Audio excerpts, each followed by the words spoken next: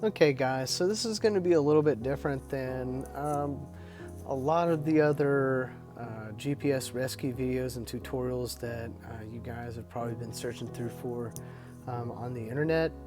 This is kind of like the idiot's guide, or a more simplistic and quote simpler explanation of how to set your quadcopter up for GPS rescue in case you lose signal from your radio. So it comes back to you and you don't lose your investment.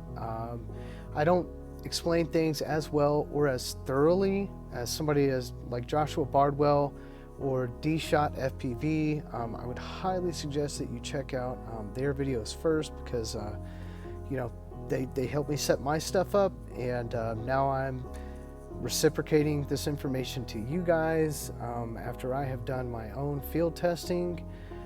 So like I said, if you're looking for just a quicker run through and a simpler explanation of how to set things up, maybe with not all of the run through behind every option, then this is the place. So without further ado, let's go ahead and run through Betaflight here for a little bit, and then get out to the field and do some testing.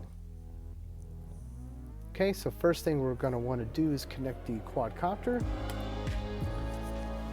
And then on a table, you want to face the camera away from yourself, face the nose away from yourself. You're going to want to reset the Z-axis offset, 0 degree, calibrate accelerometer, boom. So we can go ahead and do that. Next, you're going to want to go over to configuration. You want to make sure that your GPS, your accelerometer are turned on, and that you have this set to the arming, the maximum arm angle set to 180 degrees. So if you're upside down, you can arm and everything just works correctly. You need for the accelerometer and GPS to be on for everything to work. Of course, back here in the ports tab, my GPS is soldered or connected to T5R5, which is UART5 on my flight controller.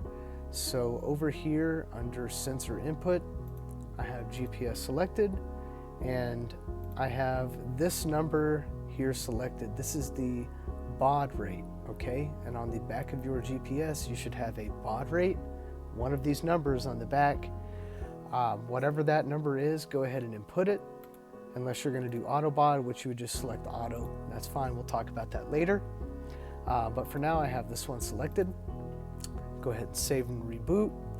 Over here, you'll notice these two. This is my goggles. This is on T1R1 or UART1.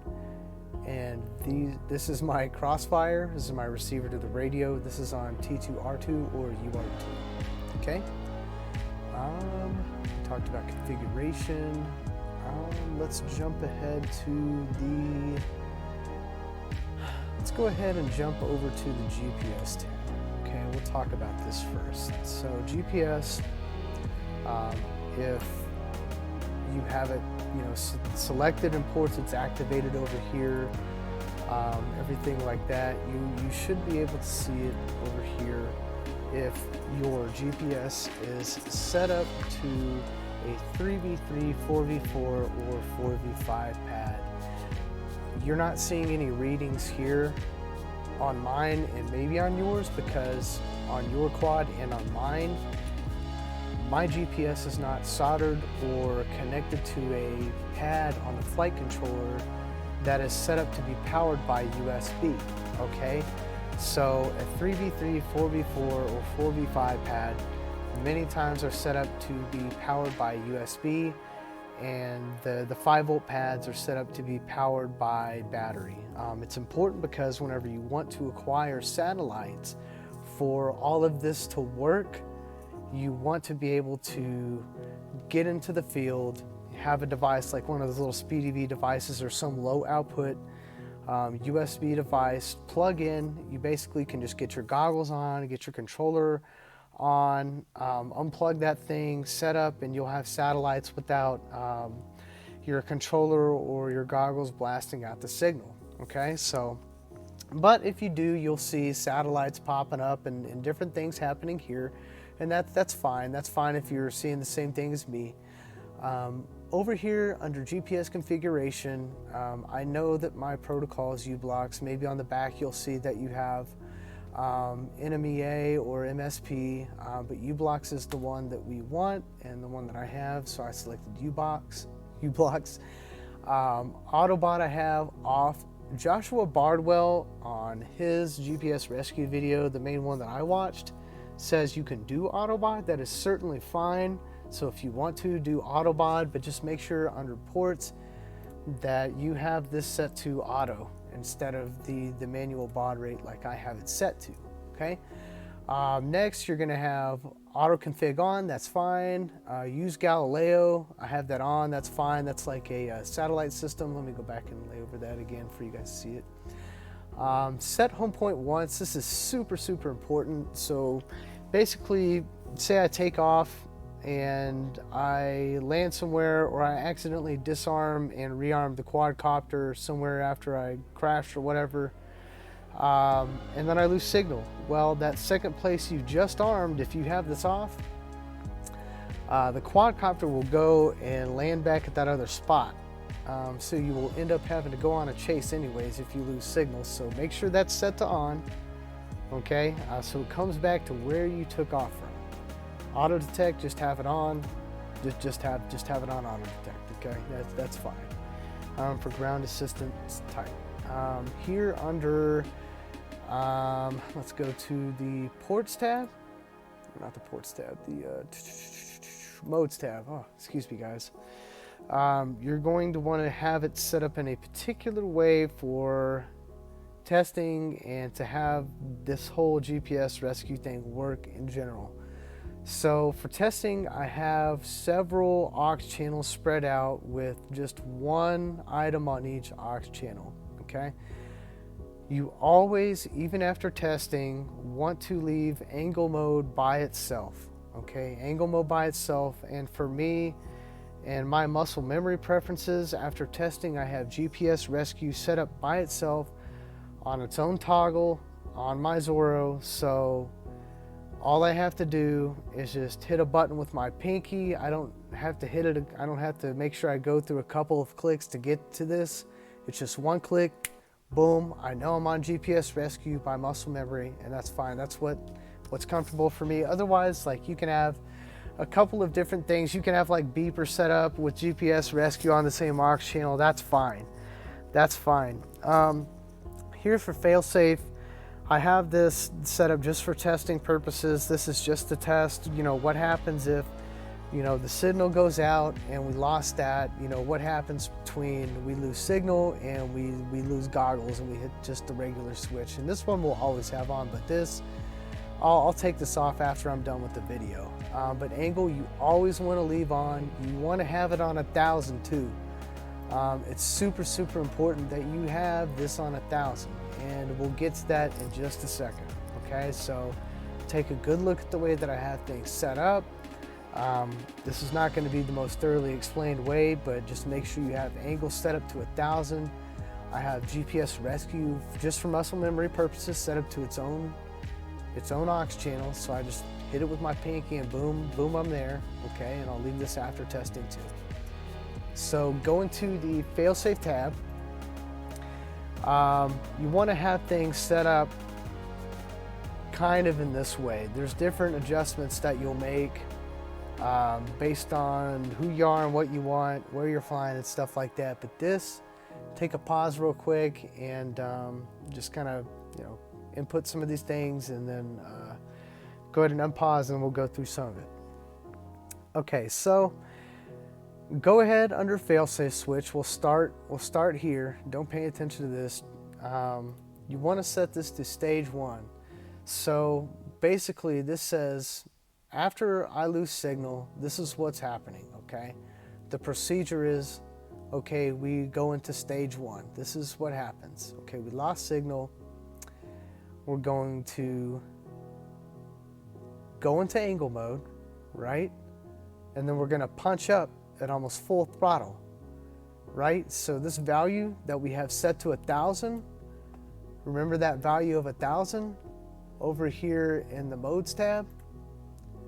That value is 1,000. So it will go to the value of 1,000. It'll go into angle mode automatically. And you can certainly, this GPS rescue will work without this being set up, but you want to have angle mode set up. You want to have that value set to 1,000. Okay, so just remember to set it up this way. Okay, put this on set. Under angle, under throttle, you're going to want to have set, and you're going to want to have that set to 1700, which is basically almost full throttle, which is around 1950 to 2000, I think, in value. So even if you're upside down, this thing will flip over right side up, right? Because you have your accelerometer on, and you couldn't have angle mode without the accelerometer, so it'll go flat and then it'll punch up automatically, right? And then it'll go into stage 2 after 1.2 seconds, right? Because over here, this is the amount of time you'll be in stage 1. This is the amount of time you'll be, the quad will go flat, and it'll punch up straight into the air, and it kind of turns around and tries to face you. So set that between 1 and 1.2. It'll bump you up past a lot of objects. Most of the time, if you have it, 1 to 1.2 seconds. Fail-safe throttle load delay. Basically, this is if you have your throttle all the way down to 0 for 30 seconds, then it'll basically just drop out of the sky. Over here under the procedure for fail-safe, under stage 2, you want to have this set to GPS rescue. We're not landing, we're not like, somewhere dangerous with power lines. We just want to land, but we know where we are. We don't want it to drop because we don't want to search for it unless that's just your thing, and plus you're watching this video anyway. So click GPS rescue. This is how you're going to want to do it, basically. Set it to current altitude because you're flying up a mountain and you don't want to have it on maximum altitude, and say you're coming halfway down and then it all of a sudden launches straight back up to the maximum altitude that you just went, and then it starts coming down the mountain, and then it starts descending and doing all that stuff. So you want to have it set to current altitude unless you're off like a cliff's edge and you're going into a valley, and you're not going to be bumping back up above yourself and then descending again. You're basically wanted to come up above the max altitude that you were at and then start descending down towards you, so it comes back and everything like that. So just be sure you have it on current altitude. Return altitude meters, this doesn't even matter right here. This only applies for fixed altitude mode only. The ascend rate, this is how fast you want to have it set. It's basically how fast it's going to ascend at, which is, I don't remember how fast that is in miles per hour, but it seems pretty good. Return to ground speed, this is how fast it's going to come back to you. 22 on a 7-inch I feel like is pretty good. Honestly, D-Shot says crank it up to like 24 meters per second. Basically at the top of a mountain or someplace like that, you're going to have a lot of adverse conditions that you may not anticipate on the ground, so you're going to want it to have the muscle and strength to power through all of that instead of running out of battery before it gets a chance to come back to you fully, and then that leads to you going on like a little chase. Maximum pitch angle, you're going to want to have this set to 50 or at least higher, a higher degree, because if you have it set on like 15 or 20, it's not going to be able to pitch down or forward enough to gain speed, and especially like in the wind, if it has to power through some of that stuff at different points in time, it's going to have to angle down to retain the speed. Descent distance, this is basically I think how far away from you before it's going to get before it starts descending, so within 25 meters. Let's see if I can, no, there's nothing. The descent rate, this is how fast it's going to land. So after it comes within a certain distance of the GPS home point, this is how fast it's going to land.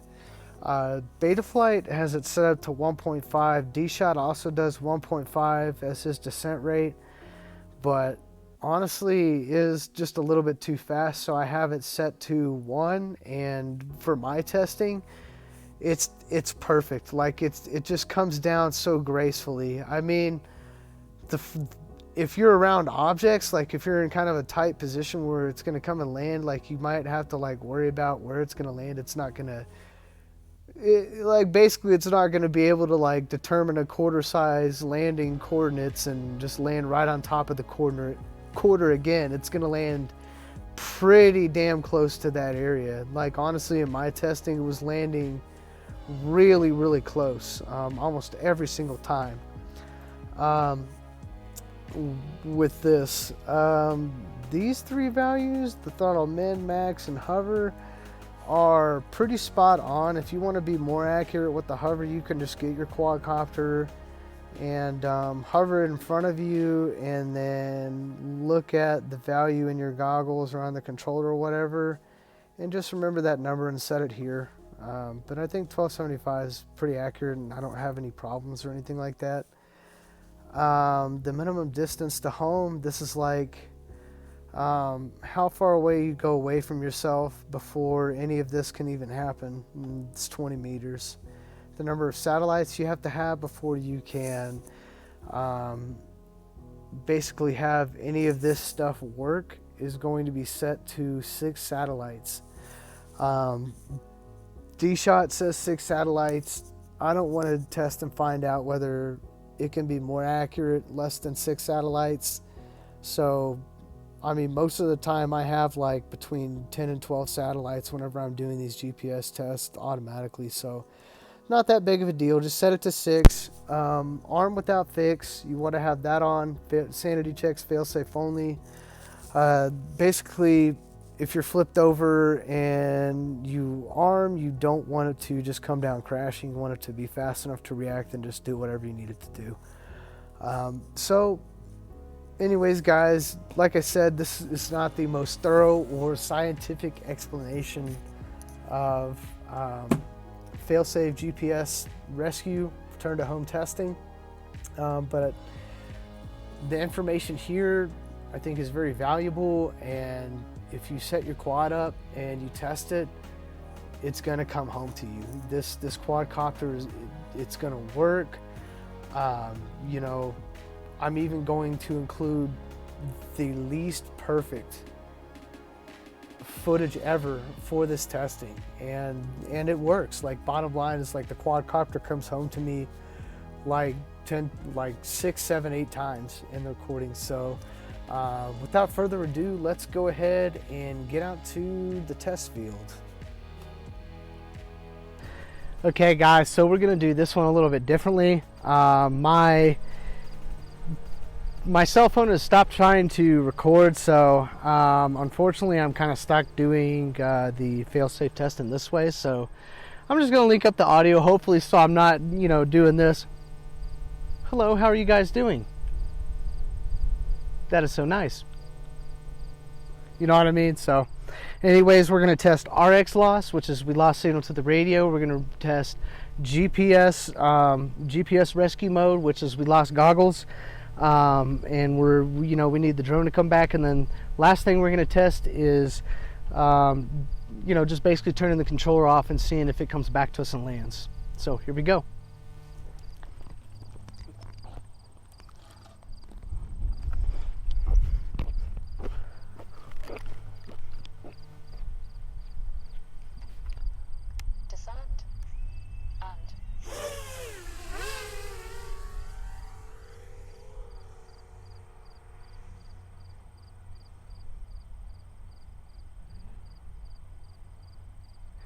Yeah, so you obviously want to start off by flying it and stuff like that.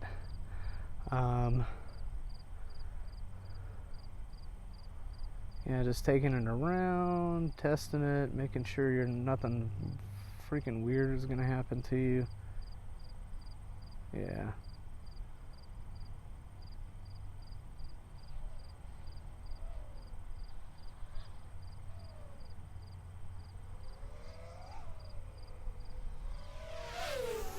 Okay, now let's test it. Let's do it. All right, here we go. We're gonna test an RX loss. We're gonna do it pretty close too. Let's do it close. 3, 2, 1. Landing mode on. Yep, punched up, turned towards me, kind of coming down a little bit. Now it's coming back. Yep, just what it's supposed to do. And now don't disarm, disengage this. All right.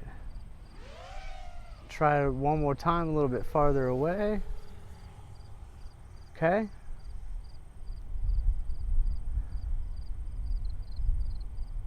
All right, a little bit farther away.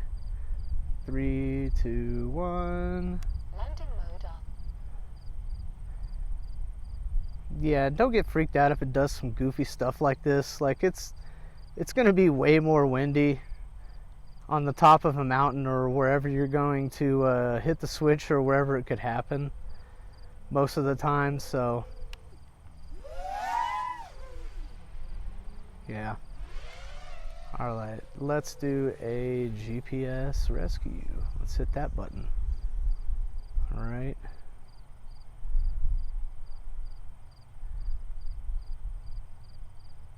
Stabilize mode. There you go.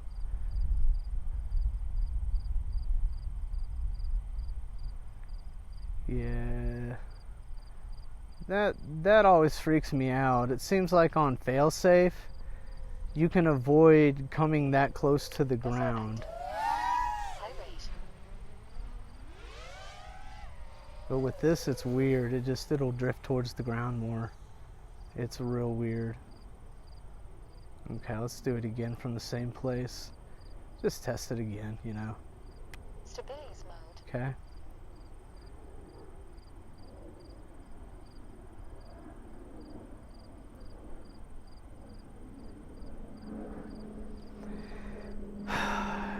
Yeah, we're just waiting.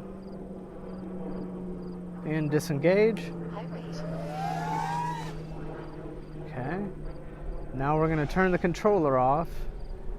We're going to back up and hopefully it doesn't land on top of me. So here we go. We're going to turn the controller off. Let me get my lanyard out of the way to do this. Receiver still connected. Yeah, okay.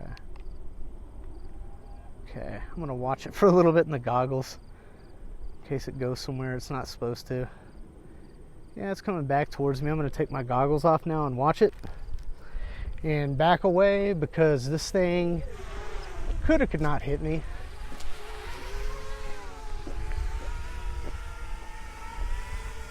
Yeah, it seems to be landing pretty good, guys. Yeah, that's great. Oh, wow, it's drifting. It's going to the grass. And crash. Oh! Oh, that was a good one, guys. I think I'm going to keep this take. I'm going to take my mic off. Oh, no, I don't have to. I panicked. I got scared. No, because last time I set it up, it landed like right on the cement. No kidding. So, yeah, let me get under this barbed wire, guys. It's treacherous terrain. Hopefully I didn't like... let me turn this controller back on, guys. Welcome to HTX. Throttle 1. Yeah. So, Flight mode echo.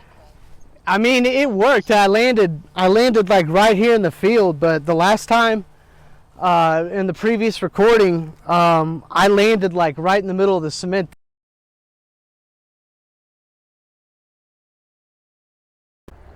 Okay, so hope you learned something from this idiot's guide for GPS rescue. Like I said, it's not like the top tier guide that's out there. There's certainly other videos out there that cover more of these details and stuff like that, all these settings in greater detail. But at least, you know, what I have is valuable. My quads came back to me numerous times. You know, so anyways, if you made it this far in the video, if you could, go ahead and hit like, hit subscribe. Be looking out for my new content. I post like at least once a week, so if you find something like interesting or relevant, yeah, just click on the video and let me know what's up. Anyways, guys, we'll see you in the next one. Peace.